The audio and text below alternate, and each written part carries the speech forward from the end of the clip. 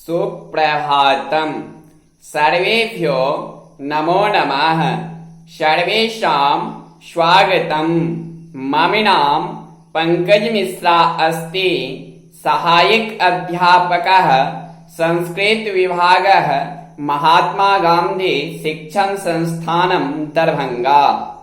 अद्य अहं भवतां समक्षे कक्षा अष्टम विषयः संस्कृत व्याकरणम् प्रकरणम् सप्तमी तत्पुरुष समासः इति विषयमधिकृत्य पाठयितुम् उपस्थितोऽस्मि।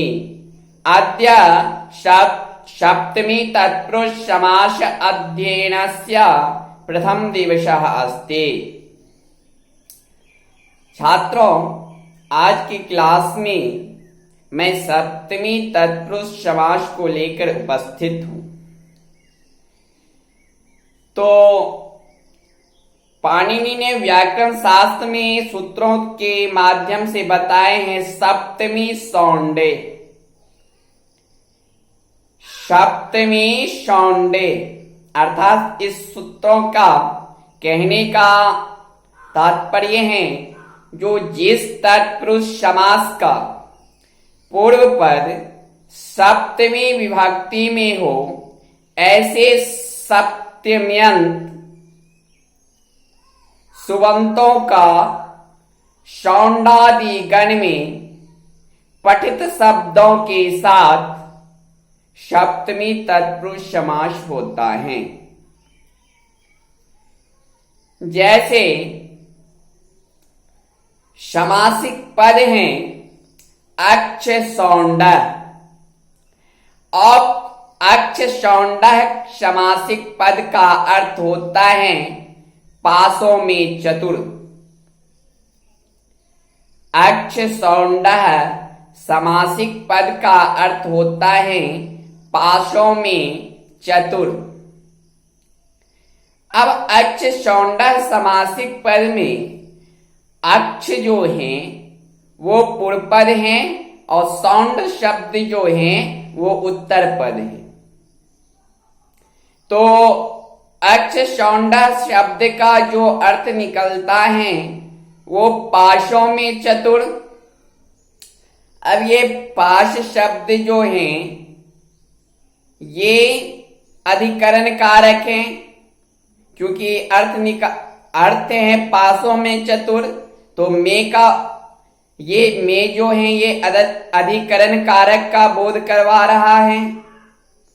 तो इसलिए अक्ष शब्द से अधिकरण कारक सप्तमी विभक्ति का बहुवचन में अक्षेषु बनता है और सौंडः शब्द जो उत्तर पद शब्द हैं वो पूर्ववत सदृश ही रहेगा।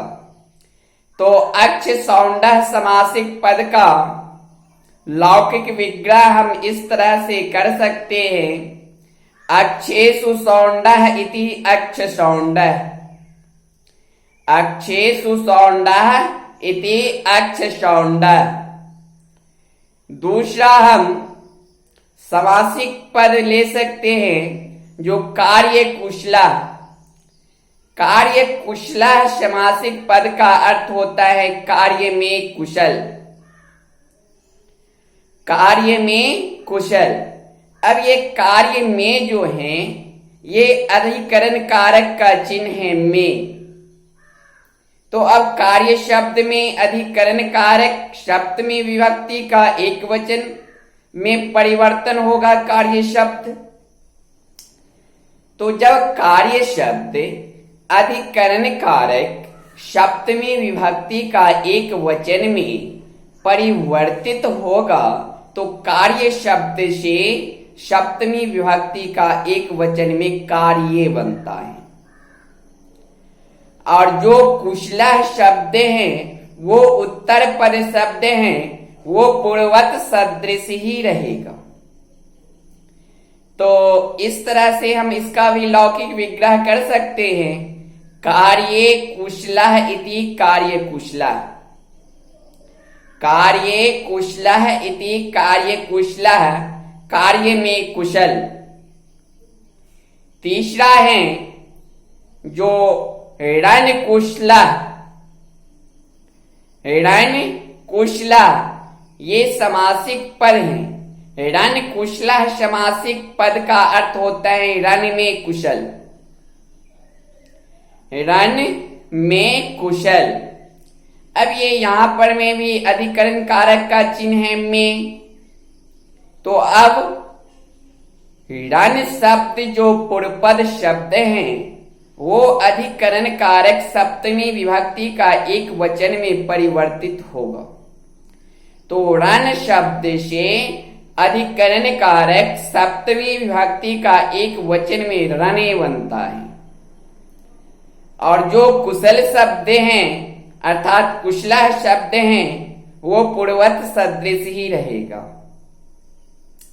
तो इस तरह से इसका भी हम लौकिक विग्रह कर सकते हैं। रणे कुशलः इति रण कुशलः, रणे कुशलः इति रण कुशलः, रण में जो कुशल हैं वही रण कुशल है। अब चौथा हम देखते हैं जो मुनि श्रेष्ठ, ये समासिक पद है मुनि श्रेष्ठ। अब ये मुनि श्रेष्ठ समासिक पद का अर्थ होता है मुनियों में श्रेष्ठ। मुनि श्रेष्ठ समासिक पद का अर्थ होता है मुनियों में श्रेष्ठ। और ये मुनि में जो श्रेष्ठ हैं मुनियों में, तो ये अधिकरण कारक का चिन्ह है में, और इधर मुनियों हैं तो ये बहुवचन का बोध करवाता है। तो मुनि शब्द से अधिकरण कारक सप्तमी विभक्ति का बहुवचन में मुनि शब्द से मुनिषु बनता है। और जो श्रेष्ठा शब्द उत्तर पद शब्द हैं वो पूर्ववत सदृश ही रहेगा। तो इसका भी हम इस तरह से लौकिक विग्रह कर सकते हैं, मुनिषु श्रेष्ठः इति मुनि श्रेष्ठः, मुनिषु श्रेष्ठः इति मुनि श्रेष्ठः। मुनियों में जो श्रेष्ठ हैं वही मुनि श्रेष्ठ हैं।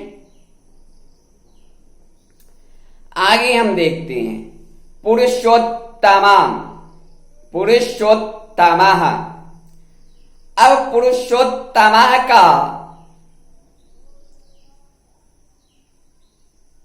जब हम पद को खंडों में बांटेंगे तो पुरुष उत्तम होता है।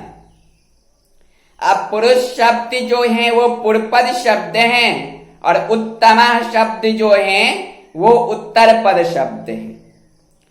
और पुरुषोत्तम का अर्थ होता है पुरुषों में श्रेष्ठ। अब जब हम इसका लौकिक विग्रह करेंगे तो चूंकि पुरुषों में श्रेष्ठ हैं तो अधिकरण कारक का बोध करवा रहा है, और एक पुरुष तो है नहीं, बहुत सारे पुरुषों का बोध करवा रहा है, तो बहुवचन का प्रयोग होगा। तो पुरुष शब्द से अधिकरण कारक सप्तमी विभक्ति का बहुवचन में पुरुषेषु बनता है। पुरुषेषु, और जो श्रेष्ठ शब्द हैं वो पूर्ववत सदृश ही रहेगा। तो इस तरह से इसका भी लौकिक विग्रह कर सकते हैं, पुरुषेषु श्रेष्ठा इति पुरुषेषु श्रेष्ठा, चाहे पुरुषेषु उत्तमः इति पुरुषोत्तमः, पुरुषेषु उत्तमः इति पुरुषोत्तमः। चूंकि उत्तम शब्द उत्तर पद है तो पूर्ववत सदृश ही रहेगा। अब पुरुष शब्द का बहुवचन में प्रयोग हुआ है, अधिकरण कारक के बहुवचन में, तो पुरुष शब्द से पुरुषेषु बना है। और उत्तम शब्द जो है वो उत्तर पद है, इसलिए वो पूर्ववत सदृश ही है। तो पुरुषेषु उत्तमः इति पुरुषोत्तमः, पुरुषों में श्रेष्ठ। अब हम गुरु भक्ति समासिक पद को देखते हैं। गुरु भक्ति का अर्थ होता है गुरु में भक्ति। अब गुरु में भक्ति, तो गुरु शब्द है पूर्व पद शब्द और भक्ति है उत्तर पद शब्द। तो गुरु में भक्ति, तो गुरु शब्द जो है वो अधिकरण कारक में परिवर्तित होगा। तो गुरु शब्द से सप्तमी विभक्ति में गुरु बनता है, गुरु। और उत्तर पद जो भक्ति शब्द है वो पूर्ववत सदृश ही रहेगा। तो गुरु भक्ति इति गुरु भक्ति, यानी गुरु में भक्ति। युद्ध निपुणः, अर्थात युद्ध निपुणः समासिक पद का अर्थ होता है युद्ध में निपुण। तो युद्ध शब्द पूर्व पद शब्द है और निपुणः शब्द उत्तर पद शब्द है। तो इसका भी लौकिक विग्रह हम इस प्रकार कर सकते हैं, युद्धे निपुणः इति युद्ध निपुणः, युद्धे निपुणः इति युद्ध निपुणः। नरोत्तमः समासिक पद है, नरों में श्रेष्ठ, नरोत्तमः।